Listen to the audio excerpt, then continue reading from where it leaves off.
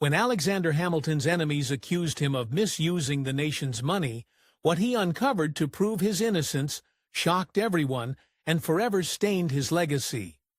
One of Hamilton's primary motivations was to rise above his station and make a long-lasting name for himself. This was especially difficult since, as per 18th century values, even his birth marked him as lower class. Born on January 11th in either 1755 or 1757, his mother and father, Rachel Lavian and James A. Hamilton, weren't married, making him and his older brother James Jr. illegitimate. Still, he wasn't going to let outside forces dictate his life. While Alexander was still young, the family moved to another island, St. Croix. Alexander's mother was still married, which prompted James A. Hamilton to leave her in 1765, as continuing the relationship would risk her being charged with bigamy.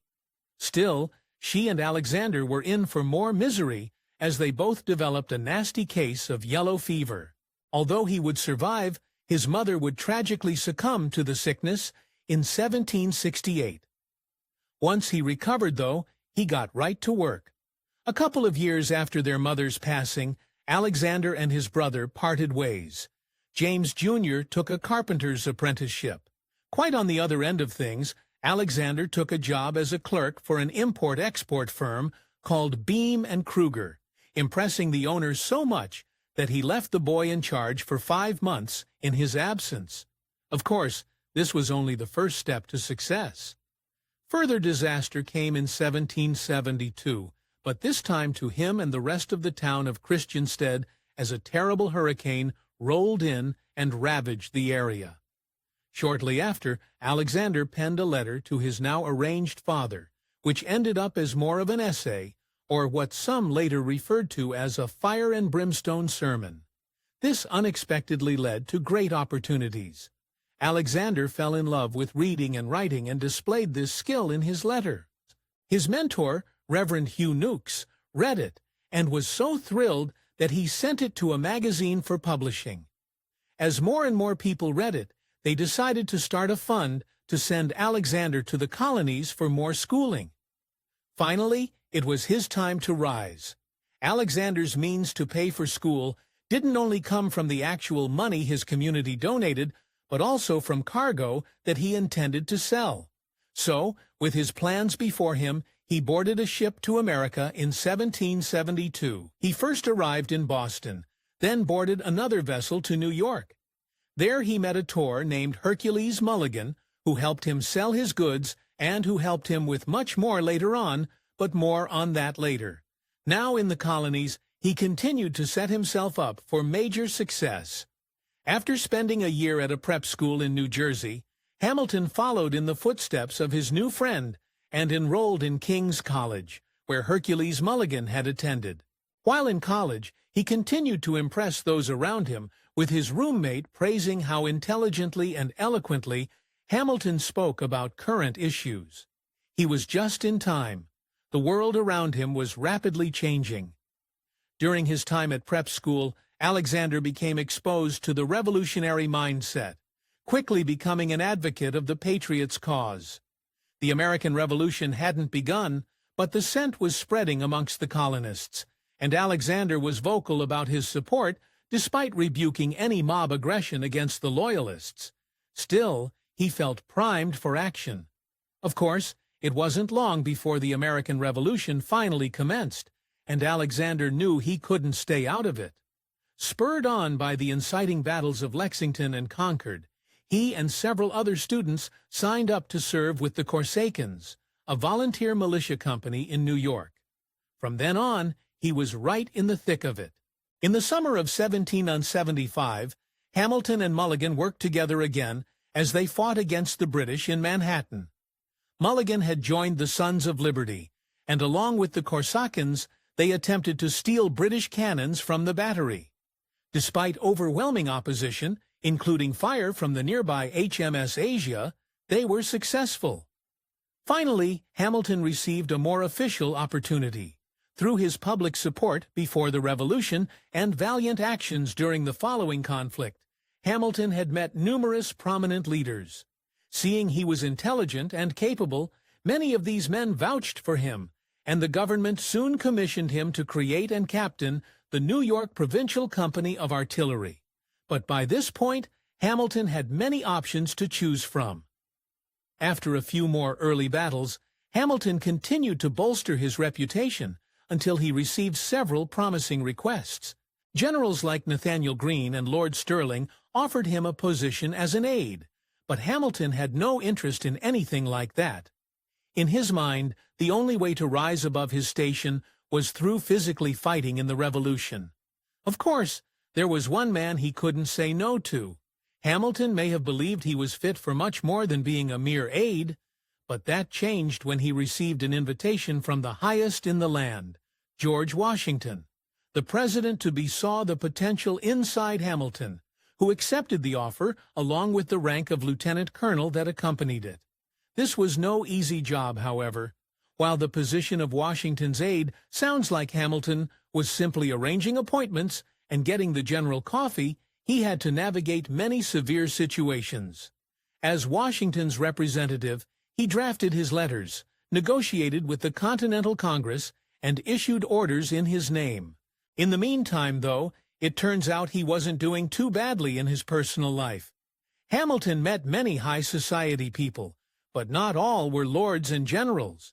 After a brief meeting once before, Alexander again saw Elizabeth Schuyler, the daughter of General Philip Schuyler.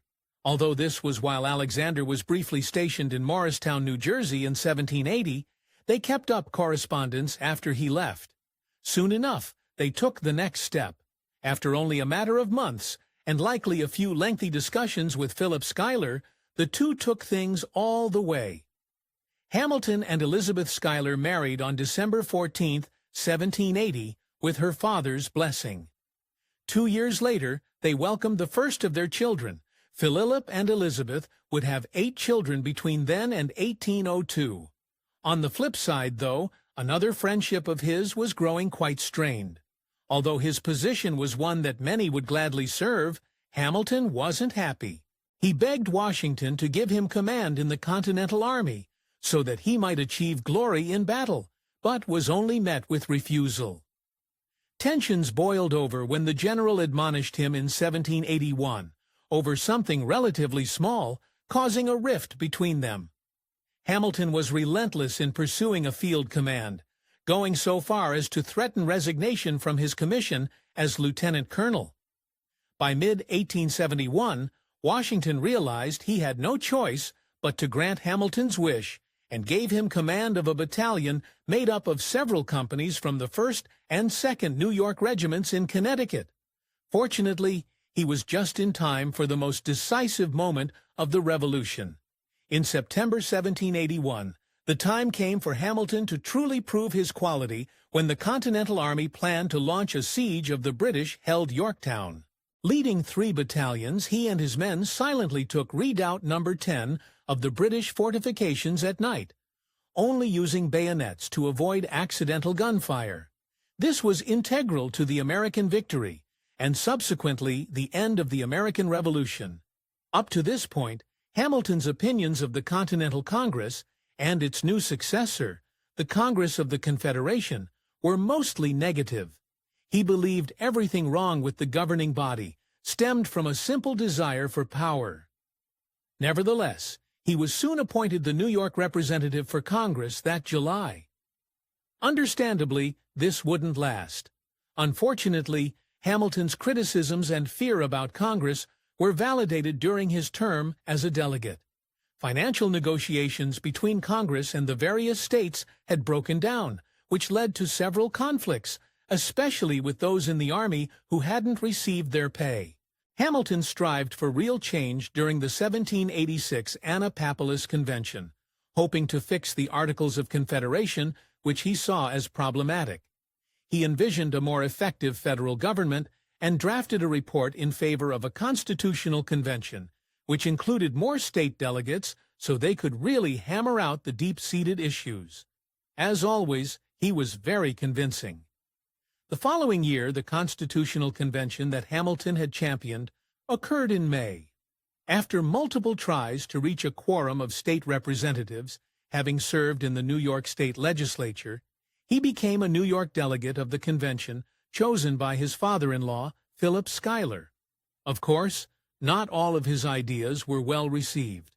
One of the most significant topics discussed during the convention was the issue of what the national government would look like going forward and who would sit at its helm.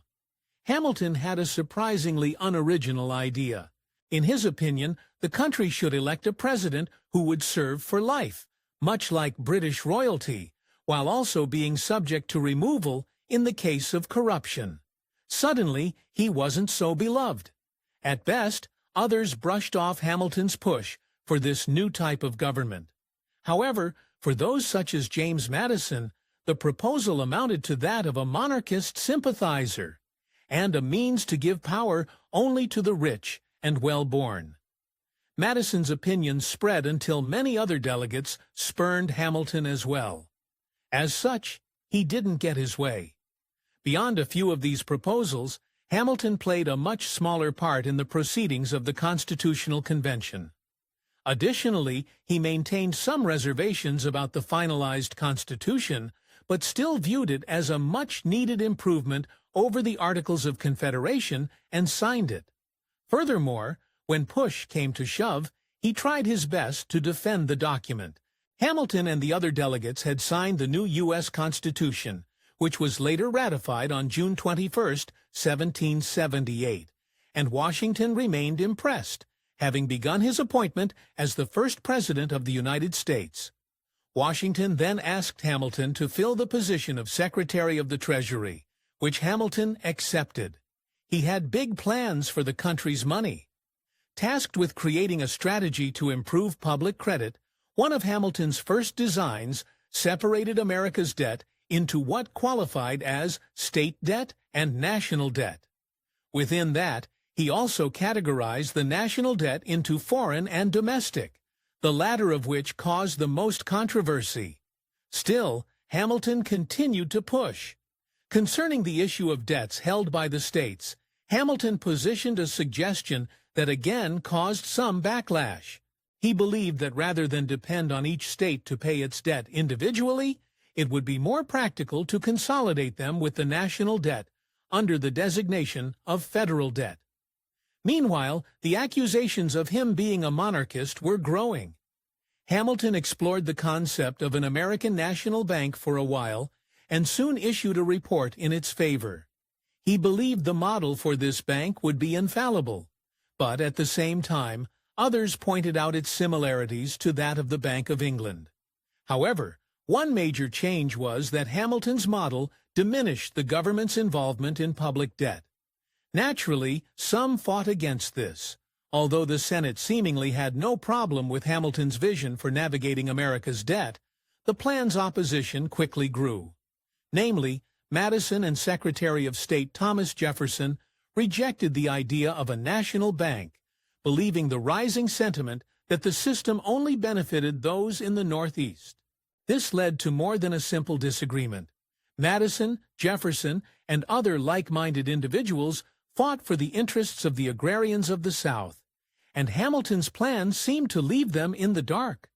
As a divide became stronger between the two factions of belief, Hamilton emerged with his Federalist Party, while Jefferson and Madison created the Democratic-Republican Party in 1792. Soon enough, Hamilton would face his own treachery. Hamilton's marriage appeared to be happy, and yet he began a year-long affair in 1791. In a plan that was likely devised by her husband, a woman named Maria Reynolds asked for Hamilton's financial help, leading to a romance between them. In exchange for keeping it a secret, her husband James Reynolds extorted regular payments from Hamilton. They seemed to get away with it until some very public chickens came home to roost by Hamilton's own hand. Toward the end of 1792, the authorities charged James Reynolds and his associate Jacob Clingman with several unlawful acts, but Clingman had a trick up his sleeve. He alerted Congressman James Monroe to evidence allegedly held by James Reynolds, which he claimed was proof that Hamilton had also been involved in illicit activity. This was a concerning development indeed.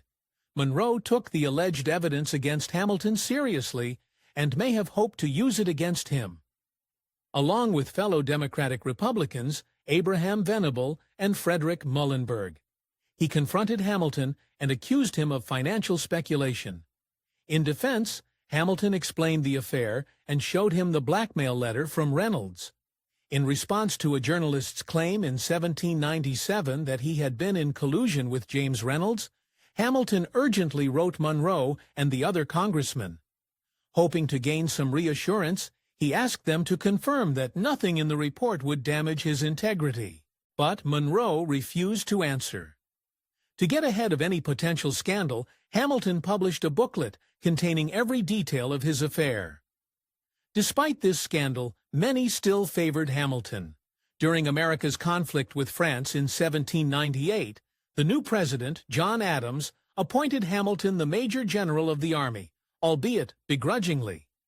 Despite Adams' disdain for him, Hamilton had Washington's endorsement along with a few others. Adams soon learned that even some in his cabinet were more devoted to Hamilton, so he fired them. This reputation made Hamilton integral to a later decision. By 1800, the public's view of John Adams had diminished, making it easy for Thomas Jefferson to defeat him in that year's election. Therefore, Jefferson's only opponent was Aaron Burr, but they tied in electoral college votes. As the House of Representatives needed to determine the winner, they turned to Hamilton for a final decision. In a move that shocked many, Hamilton endorsed his former adversary, Jefferson. This caused a lethal rift. Despite many of their disagreements, Hamilton made his chosen endorsement because he believed Burr was a mischievous enemy, making Jefferson the lesser of two evils. Naturally, Burr felt his honor was put into question and demanded that Hamilton make things right. After much correspondence, Hamilton still refused to atone. Burr responded with a challenge. Once Burr challenged Hamilton to a duel, honor kept him from refusing. The two met on the Hudson River bank, coincidentally near where Hamilton's son Philip perished in a previous duel. The two lined up and fired. But while Hamilton seemingly threw away his shot by aiming above Burr, he took the latter's shot above his right hip. This was the end of him. In another coincidence, the surgeon who had attended his son Philip now treated Hamilton before moving him back across the Hudson and to a boarding house in Greenwich Village.